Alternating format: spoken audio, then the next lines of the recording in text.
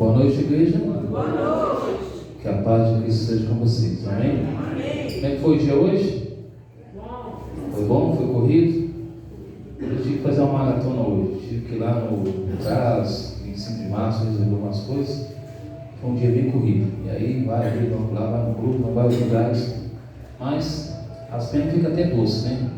Mas, e aí hoje, para completar o quadro, chegamos no bairro de vocês aqui, o ônibus deixou todo mundo lá em cima. Aí vem uma galera reclamando para descer até a UBS, o UPA, para acabar de chegar até aqui. Mas chegamos. Hoje eu quero falar sobre cura. Cura física, emocional e espiritual. Quem gosta de cura? Você sabe que sem saúde ninguém faz nada, né? Não é verdade? Conhece alguém depressivo? Vou fazer uma pergunta básica aqui. Tem alguém aqui que é ansioso ou ansiosa? Deixa eu ver, só levanta as mãos para saber. 1, 2, 3, 4, 5, 6, 7, 8, 9. Quando eu tinha entre 15 até 20 anos de idade, eu tinha questão de ansiedade. Alguém falava comigo e eu queria para já. O tempo vai passando e você vai amadurecendo as ideias e vê que, como diz um ditado, quem esquenta a cabeça é palito de fósforo. E aí não resolvi nada. Então, fica a conclusão que tem que deixar a coisa acontecer. Muito bem, eu quero falar sobre isso. Você sabe que após pandemia, né, como o mundo criou, mas eu dou outro nome para isso, mas eu prefiro não comentar aqui. Isso aqui foi uma coisa criada para destruir vidas, economia e países, tá? E isso, desde quando foi implantado, ao longo do tempo, a gente tem visto que mais doenças surgiram, não é verdade? Mais sequelas ficou com as pessoas. E aí, é comum hoje você encontrar pessoas com problemas de depressão e ansiedade, em todos os seus níveis, mais variados. Conheço uma senhora que ela foi inoculada com alguns remédios, que não era para o povo ter tomado, e ela hoje criou um problema de pressão alta. Mas, enfim, a gente vê que algumas doenças, ao longo do tempo, esses remédios que foram colocados de forma meio que obrigatória para a nação no mundo todo, tem deixado de sequela em algumas pessoas. Alguns efeitos colaterais, outros não, mas tem surgido. Mas esse não é nosso foco falar sobre isso, mas apenas só a introdução do que está aqui. Muito bem. Nessa imagem aqui você consegue perceber alguém que com um problema, talvez libertando, outro com doença, outros com o diagnóstico que o médico fala, problema na mente, e aqui bem, esgotamento, exaustão, estresse, cansaço, tudo isso. E aí andando pelo centro ali de tanto o Brás quanto o 25 de março, eu confesso para vocês que eu me estressei, literalmente. Não tenho paciência em andar ali para ver coisa, comprar coisas. Então eu falei assim, isso aqui é coisa de índio, porque francamente falando não dá para andar assim. Mas enfim, ali a gente resolveu algumas coisas rápido para casa e fui embora logo. Mas se tratando de cura, do que nós falamos de cura, hein, gente? Bom, quem que é o médico dos médicos para a gente? Jesus. Ele é o médico dos médicos. Hoje eu quero tratar aqui de cura física, emocional e também a cura espiritual. Pode abrir sua Bíblia, por gentileza, aí, no trecho de... um trecho é quando você está numa BR, né, você encontra uma rodovia, um trecho, né, você tem que fazer uma rota ali. Mas, abra sua Bíblia aí, no texto de Marcos, capítulo 11. Marcos 11, a partir do verso 12, tá? Marcos, capítulo 11. Vou colocar aqui para não falhar a voz, né? Porque essa gravação aqui está sendo colocada no canal no YouTube, o canal Voz Ativa, que é o canal que eu já tenho ali, e possivelmente, se depois você quiser compartilhar com alguém que não esteve aqui, da igreja, ou talvez com uma outra pessoa que você quiser elevar, você pode compartilhar, tá? Marcos capítulo 11, nós vamos fazer a leitura daqui a pouquinho, dos versos 12 até o verso 19, onde retrata muito bem essa questão sobre cura. Ali vocês vejam a árvore estéril, né? Na verdade é uma figueira, e Jesus passou por ela, e Jesus amaldiçoou aquela figueira. Ali nós vamos chegar a alguns exemplos, fazer uma aplicação para a nossa vida com relação a isso, tá? Vamos lá. Jesus estava passando por esse caminho. De repente ele avistou essa figueira ali. Essa figueira não tinha frutos. E posteriormente ele falou assim: olha, vou amaldiçoar você porque você não tem fruto e também você não vai produzir mais nada. Imagina agora pegando uma parte dessa figueira, fazendo uma aplicação para a nossa vida. Você é um tipo de árvore que dá fruto ou é uma árvore estéril? Uma coisa que a gente parar atenção um pouquinho agora. Será que nós estamos de fato produzindo frutos ou a gente está apenas sendo mais um no meio da multidão? São coisas que nós devemos parar e pensar um pouco sobre esse aspecto, porque como citamos aqui no sábado pela manhã, é muito fácil a gente cumprir ritos, né? Ou seja, eu estar na igreja sábado, domingo, quarta-feira, assim por diante. Mas vamos entender o que a Bíblia diz para nós. Jesus só viu nela folhas e nada de fruto. Com a Bíblia aberta, convido você a fechar os seus olhos e vamos conversar com Deus. Senhor, nosso Deus e nosso Pai, toda honra, toda glória seja dada ao Senhor mais uma vez nessa noite. Rogamos que com a Tua palavra aberta, que Teu Espírito Santo fale conosco neste momento. Perdoa a todos nós e nos dê a Tua paz e a Tua bênção, em nome de Jesus. A igreja diz: amém. Muito bem. Marcos então, capítulo 11, me acompanha a partir do verso 12 até o verso 19. No dia seguinte, quando saíram de Betânia, teve fome. Verso 13. E vendo de longe uma figueira com folhas, veio a figueira com folhas e foi ver se nela porventura acharia alguma coisa. Aproximando-se dela, nada achou, senão folhas, porque não era tempo de figos. Então lhe disse Jesus: nunca mais coma algum fruto de ti. E os seus discípulos ouviram isto e foram para Jerusalém. Verso 15. Entrando ele no templo, passou a expulsar os que ali vendiam, compravam, derrubou as mesas dos cambistas, as cadeiras dos que vendiam pombas. Não permitia que alguém conduzisse qualquer utensílio pelo templo. Também os ensinava e dizia: não está escrito: a minha casa será chamada casa de oração para todas as nações? Vós, porém, tendes transformado em covil de salteadores. E os principais sacerdotes e escribas ouviram estas coisas e procuravam um modo de lhe tirar a vida, pois o temiam, porque toda a multidão se maravilhava o quê? Da sua doutrina, e vindo à tarde saíram da cidade. Igreja, note que aquela árvore era estéril, era símbolo da nação judaica, ostentava-se pelo templo que orgulhava-se e os seus conhecimentos, as suas cerimônias, seus lindos vestidos, e mais ricos, e também as cores, mais corrompidos desejavam da verdade.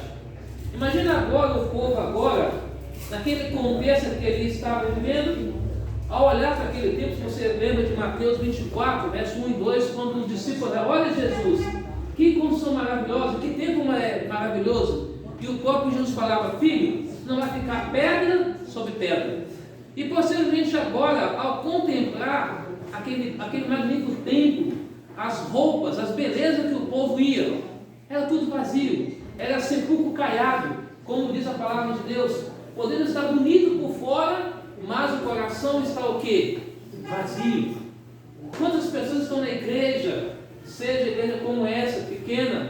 vibrante, animada, seja uma igreja grande, mas todos, talvez no meio ali você pode encontrar pessoas vazias, pessoas que estão na igreja talvez há 10, 20, 30 anos, mas ainda não teve um encontro com Cristo.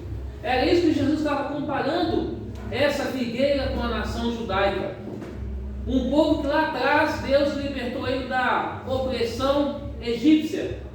Foi o primeiro império que dominou o mundo. E agora, quando chega lá no deserto, Moisés, você trouxe nós para cá, para a gente ficar aqui comendo só esse maná do céu, esse pão do céu. A gente quer carne, a gente quer outra coisa. Porém, lá no Egito, a gente apanhava, mas a gente era feliz. Hoje não é diferente.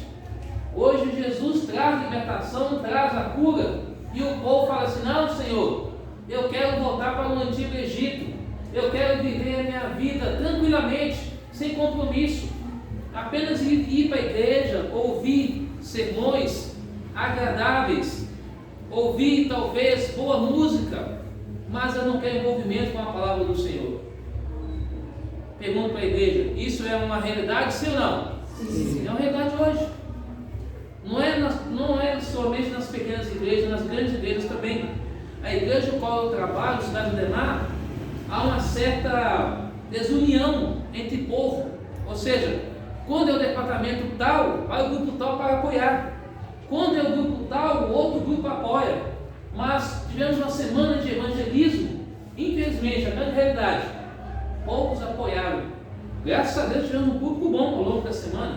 Todas as noites, entre 160 pessoas, 170, 150, porque as 3 igrejas uniram ali e foi. Mas a igreja sede no sábado pela manhã, ela está com mais de 280 pessoas.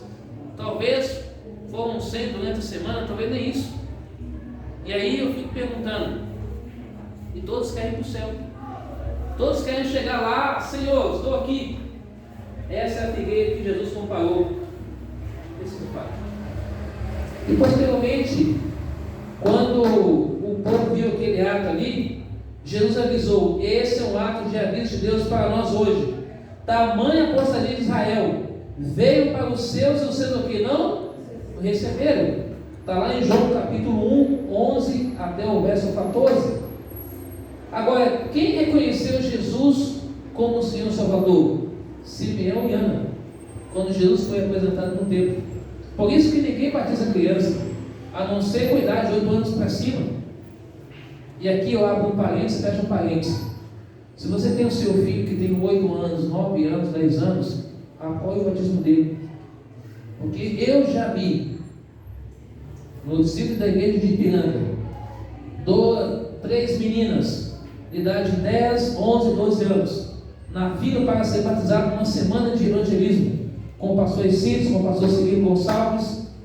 E aí a líder do clube de desbravadores fez o favor de puxar aquela menina e falou: vocês não vão se batizar.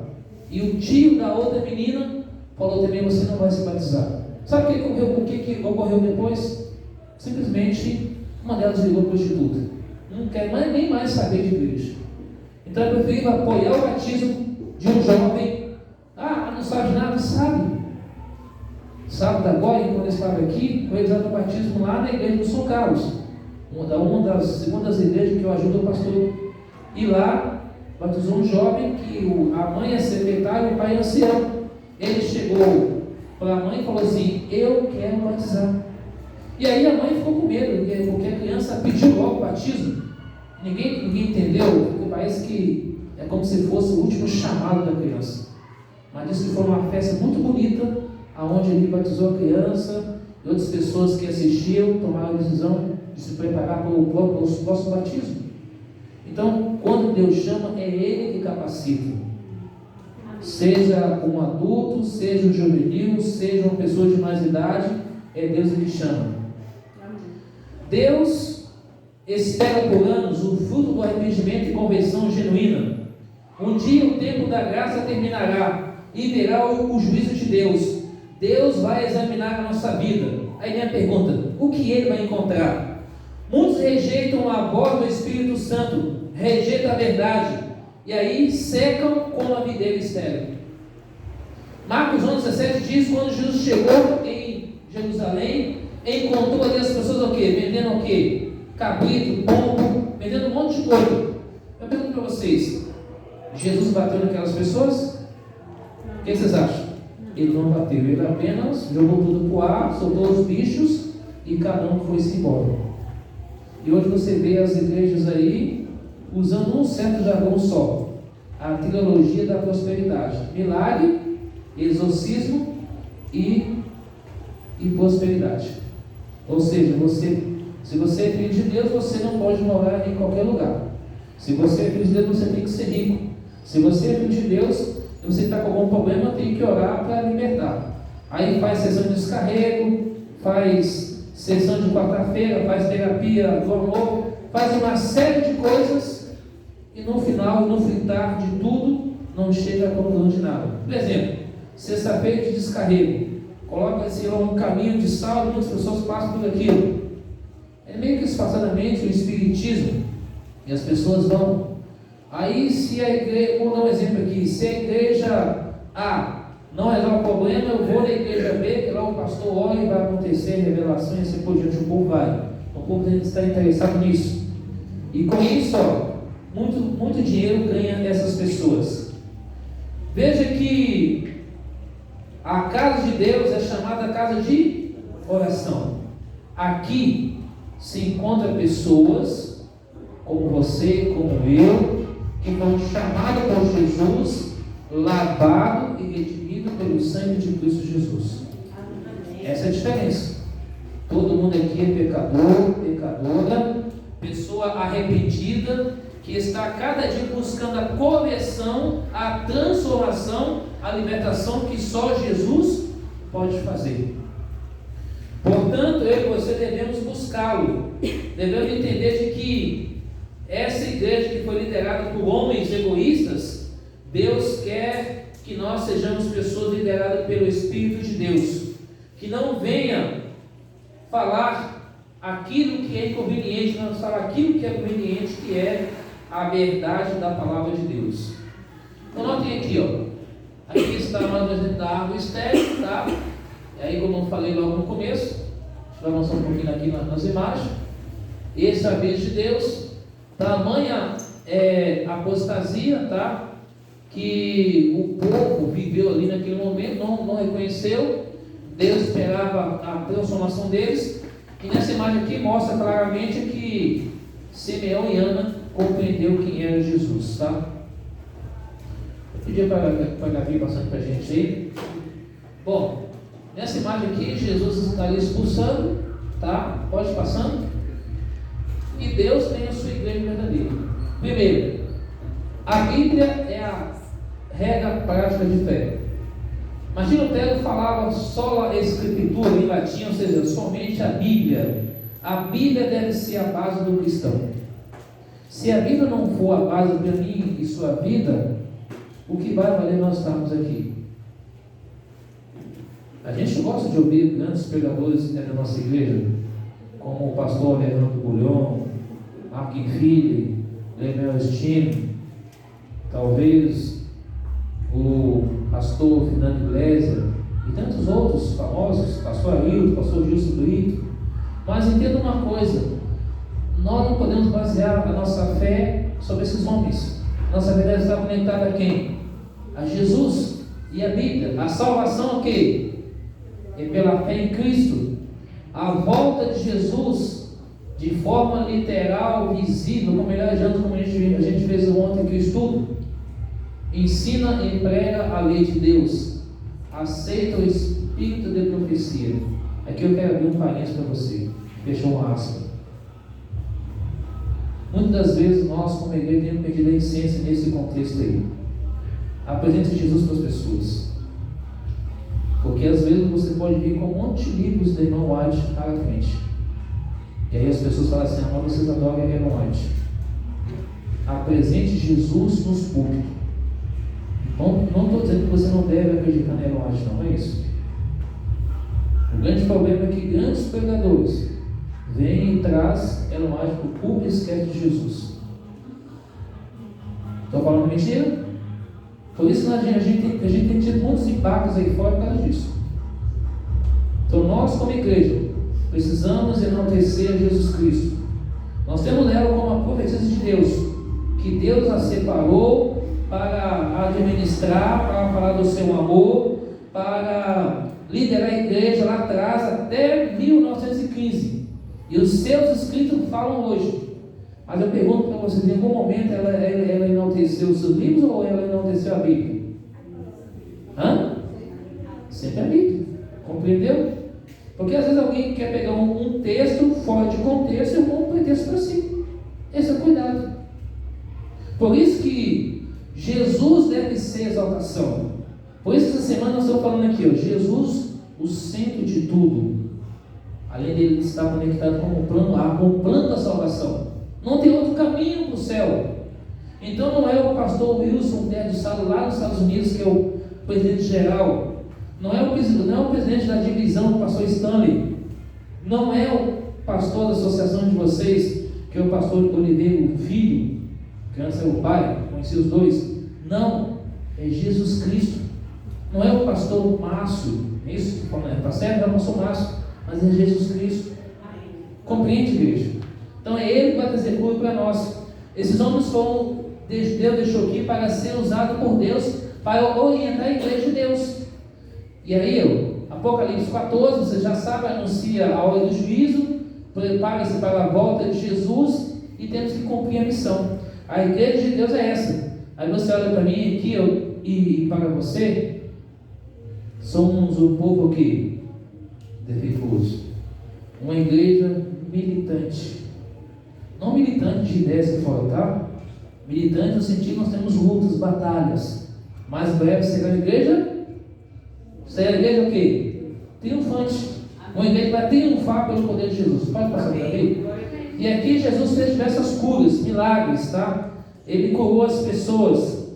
E ele diz assim em Isaías 45, 22: olhai para mim e sede salvos. Os opositores de Jesus ficavam ali, zangados, procurando algum jeito para eliminar Jesus. E aqui fala, olhai para mim e sede salvos, vós todos os termos da terra, porque eu sou Deus e não há outro. Pode passando. Jesus é o médico dos médicos.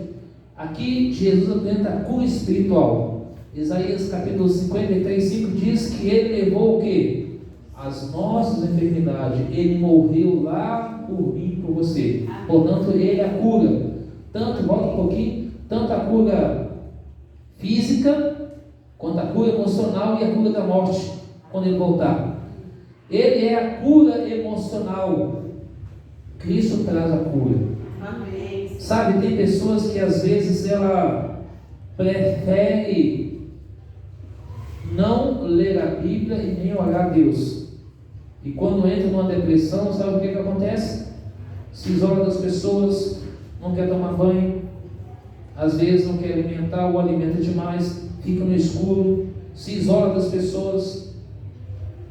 E eu conheço uma irmã da nossa igreja que ela está com depressão. Ela diz assim: olha, Daniel, eu não estou tomando esse remédio, Lexotina entre outros, mas eu estou orando a Deus, lendo a Bíblia, fazendo as minhas atividades de trabalho e tenho focado. Ela perdeu a mãe dela, perdeu a tia, seu casamento faliu, mas ela mantém o foco com Deus. Amém. Jesus, ele quer a cura emocional. E aqui, o que vocês veem nessa imagem? Cura de relacionamento, casal, talvez ali família. Quando acontece algumas festinhas, né, quando o povo gosta de festa, sai confusão. Aí, cadê com todo quanto é lado? Volta um pouquinho. Aí você vê aqui duas irmãs brigando. Quem tem mais irmãos em casa aqui? Quando vocês eram pequenos, vocês mais irmãos se brigavam, se atracavam ali. Isso é normal, né? Puxar o cabelo do outro ali, né? Tal. Eu já vi irmãos acontecendo o seguinte. Um tempo atrás, minha mãe tomava conta de dois primos meus, e aí os meus primos ficavam fazendo uma bagunça, e eu então dava cascudo neles. Quando eu dava um dia de domingo, eu ia para casa da minha tia, eu tomava cascudo.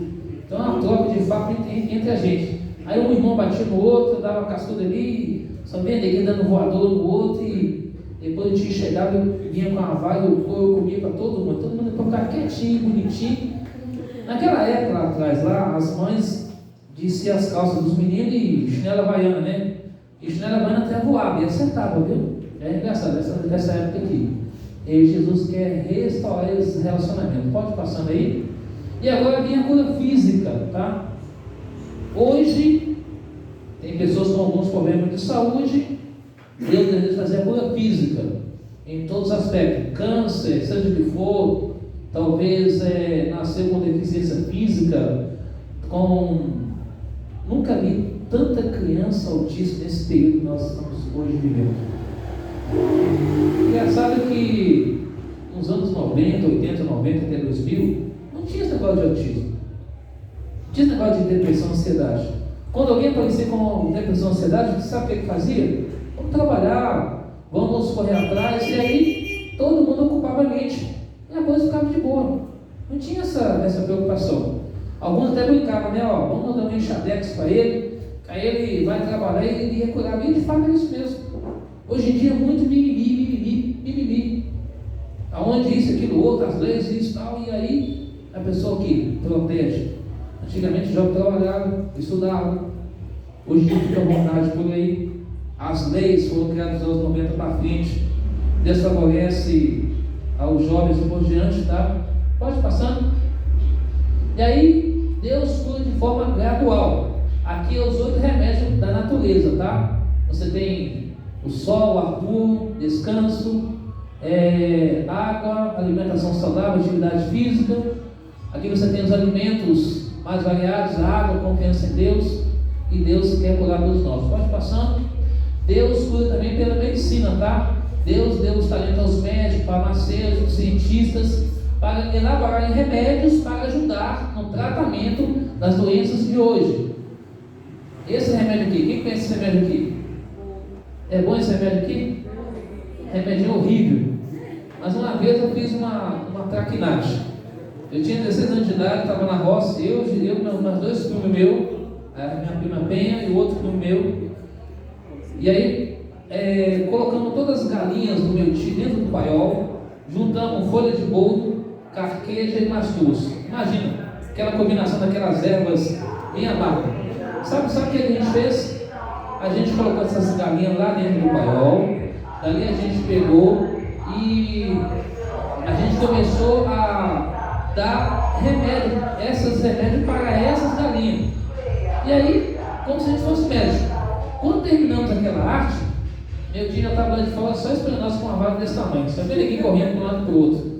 Porque, como é pasto aberto, quando você vai na roça, as casas, quem ele falou, sabe como que é, né? Casa aberta, à vontade, muita gente, perna para quem tem.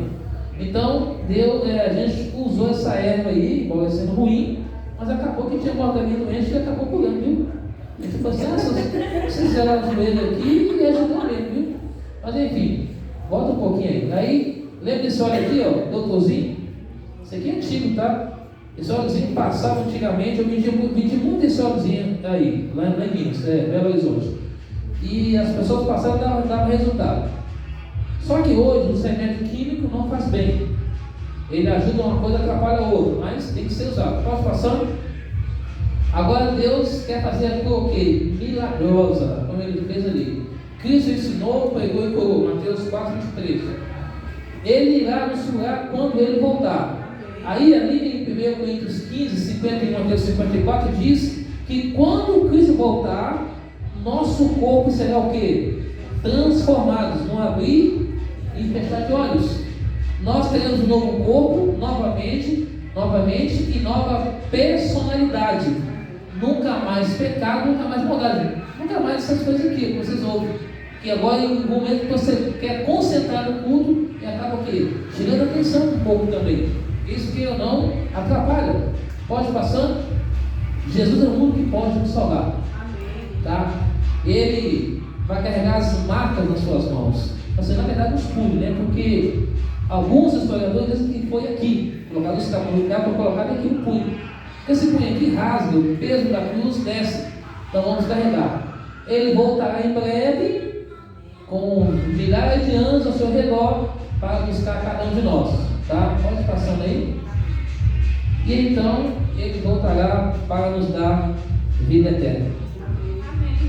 Hoje, talvez você sente triste com alguma coisa, mas muitas doenças como depressão, desgosto, culpa, crise, esgotamento, tudo isso vai ser restaurado quando Jesus voltar.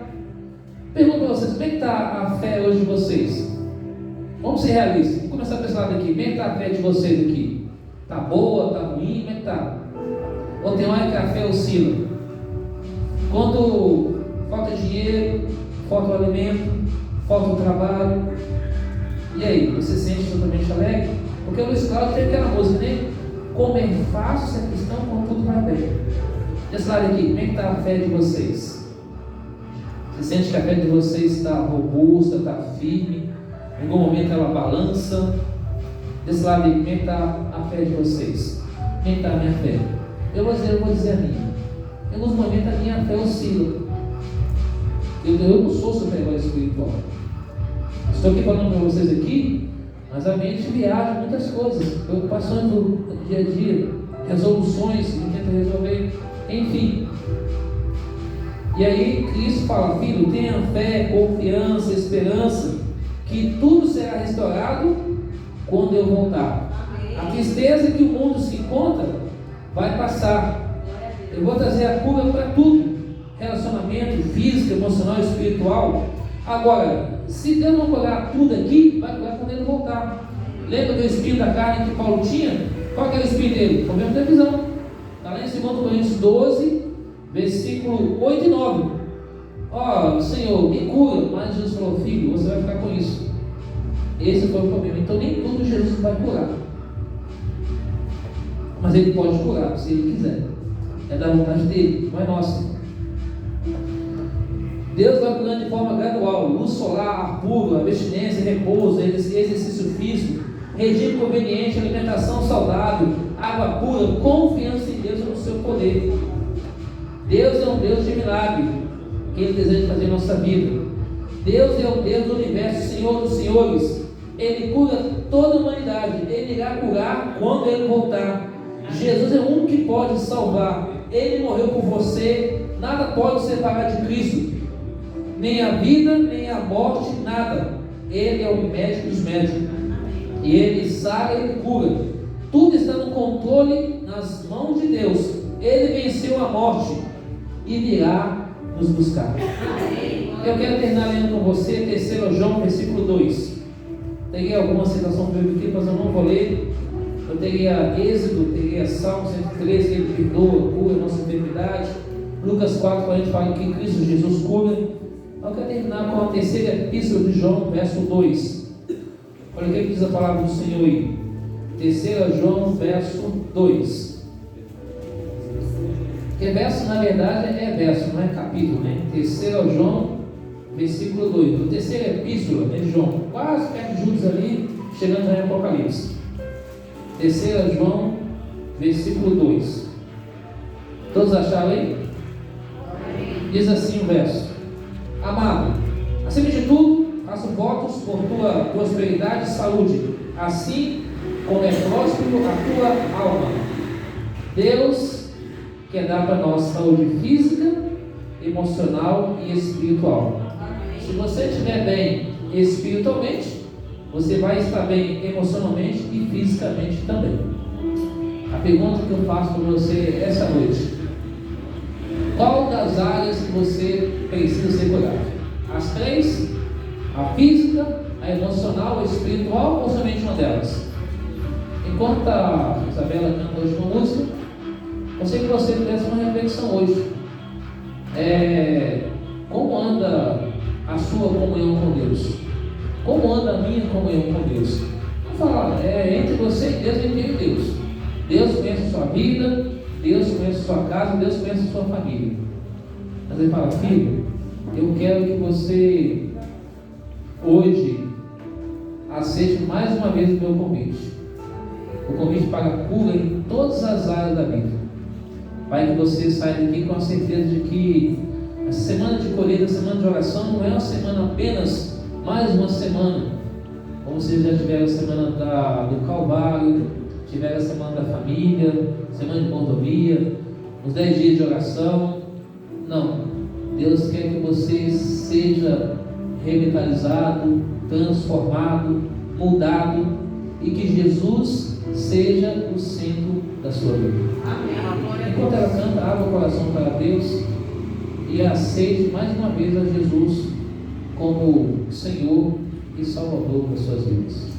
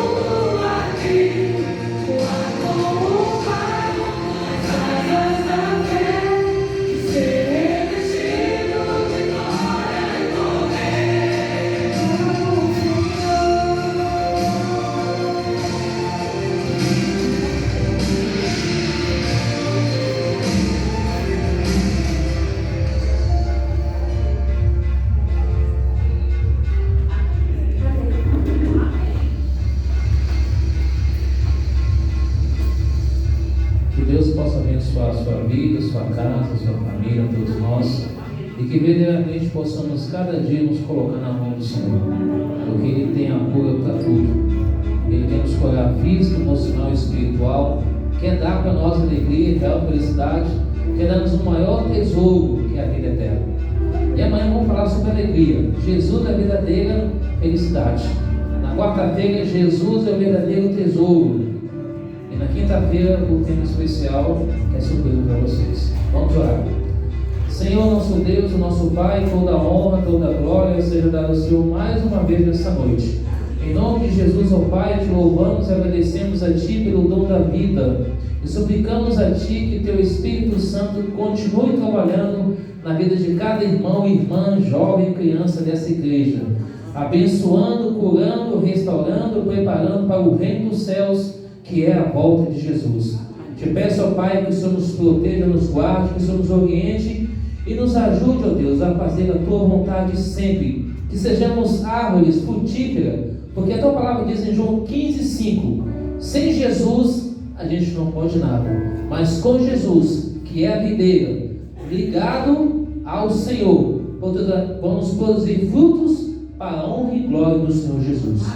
Cura-nos, Senhor, em todos os aspectos, físico, emocional e espiritual. Perdoa os nossos pecados, repreenda toda a força do mal no nome de Jesus, e nos ajude verdadeiramente a viver e fazer a Tua santa vontade. Ó Deus eterno, ao sair daqui agora, suplicamos a Ti que os Teus anjos mais poderosos nos guarde e nos proteja, e que Teu Espírito Santo esteja sobre nós. Traga nós novamente aqui amanhã, a partir das 19h45, para mais um louvor, para mais um estudo da Tua palavra, para mais uma vez orar a Ti e aprender da Tua santa palavra. Abençoe e nos guarde a todos os pedidos que estão nessa caixa de oração e os pedidos que ficou no coração também. Atenda-nos, ó Pai, para a honra e glória do Senhor e para a nossa alegria. Perdoe nossos pecados e muito obrigado por tudo. Em nome de Jesus, a igreja diz: Amém. Amém. Deus abençoe vocês.